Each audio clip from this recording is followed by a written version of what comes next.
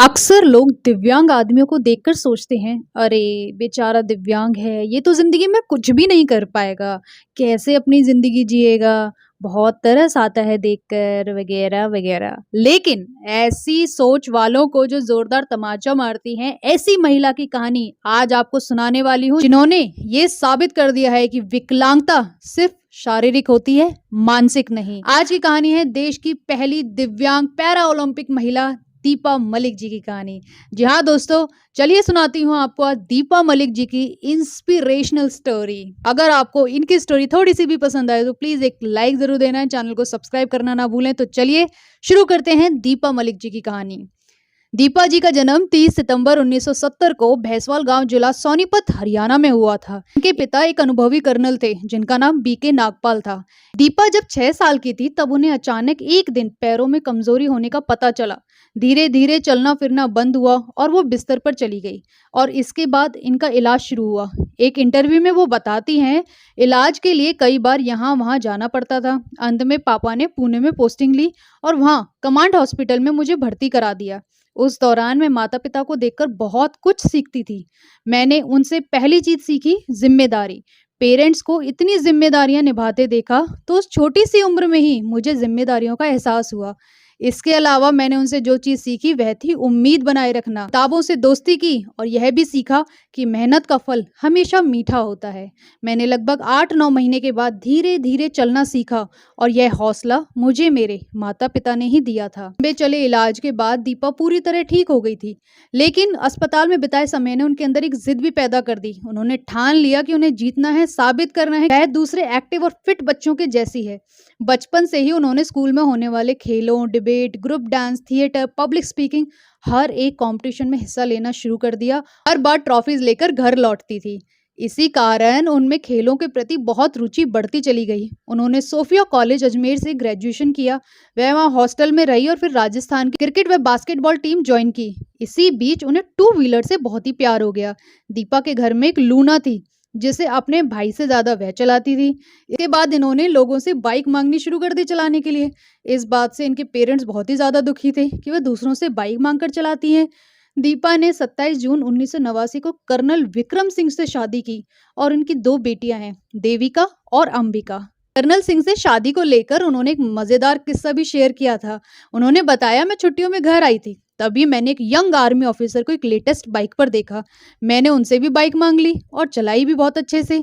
उन्होंने कॉम्प्लीमेंट दिया, तुम तो बहुत अच्छी बाइक चलाती हो। मैंने कहा, शादी भी उसी से करूंगी जो बाइक देगा चलाने के लिए। अगले ही दिन वो मेरे घर आए और पापा से मेरा हाथ मांग लिया। यह 1989 की बात है। मैंने कॉलेज ज्वाइन किया ही था। 19.5 साल की उम्र पूरी करते ही शादी हो गई और पति के वादे के मुताबिक उन्होंने मुझे बाइक दी। हम लोग खूब घूमते फिरते, बाइकिंग करते और एंजॉय करते थे। दीपा की दूसरी प्रेगनेंसी के दौरान उन्हें फिर से परेशानियां शुरू हो गई थी। कमर में दर्द रहने लगा। उन्होंने बताया कि हम ऊटी गए थे लेकिन वहां मुझे चलने में प्रॉब्लम होने लगी। पैरों में ठंड से स्टिफनेस आने लगी। मुझे लगा फिजियोथेरेपी करानी होगी और उसी समय कारगिल का युद्ध शुरू हो गया और पति वहां चले गए। साल 1999 में दीपा ने जब चेकअप कराया तो पता चला कि ट्यूमर वापस आ गया है। उन्हें पता था कि पति को छुट्टी नहीं मिल सकती। मई 1999 में उन्हें बताया गया कि ठीक उसी जगह पर ट्यूमर बन चुका है जहां पहले परेशानी हुई थी। डॉक्टर्स ने कहा कि इसकी सर्जरी मुश्किल होगी। दीपा को दिल्ली के आरआर हॉस्पिटल जाने के लिए कहा गया। वहां डॉक्टर्स ने बताया कि सर्जरी के बाद निचला हिस्सा बेकार हो जाएगा और वह चल नहीं पाएंगी। 29 साल की उम्र में दीपा की जिंदगी बिल्कुल बदल सी गई थी। कर्नल की बेटी और कर्नल की पत्नी दीपा ने हार नहीं मानी। उधर चल रहा था पति का कारगिल में युद्ध और इधर चल रहा था दीपा का अपनी जिंदगी से युद्ध। दोनों ही युद्ध उन पति पत्नियों ने आखिर जीत ही डाले। दीपा जानती थी कि सब कुछ उन्हें अकेले ही करना है। वह दिल्ली से चेकअप कराकर लौटी। उस वक्त उनकी बेटियां 7 और 3 साल की थी। उन्होंने बच्चों के टीचर से मिलकर उन्हें पूरी स्थिति समझाई और टीचर ने पूरा कोऑपरेट किया। उन्होंने बताया, कारगिल से कम्युनिकेशन ब्लॉक हो चुका था। पति को 2-3 लंबे खत लिखे कि अगर सर्जरी के बाद वापस ना आ सकी तो वो कैसे घर संभालेंगे।